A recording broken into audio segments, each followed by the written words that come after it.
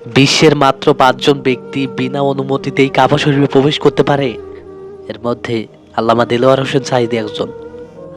আল্লামা দেলোয়ার হোসেন সাঈদীর প্রথম মাহফিল প্রথম বছরেই চট্টগ্রামে সূরা ফাতিহা তাফসীর শোনার পর ৪৬ জন অমুসলিম ইসলাম ধর্ম গ্রহণ করেছিল। আল্লামা দেলোয়ার হোসেন সাঈদী বিশ্বের ৫২টি দেশে কোরআনের তাফসীর মাহফিল করেছেন এবং তিনি প্রত্যেকটা বছরে হজ পালন করেছেন। কাবা শরীফের যিনি ইমাম, তিনি তার কপালের মধ্যে চুমু খেয়েছেন।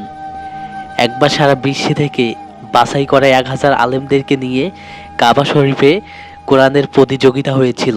সেখানে তিনি ৯৯ পেয়ে প্রথম স্থান অধিকার করেছিলেন।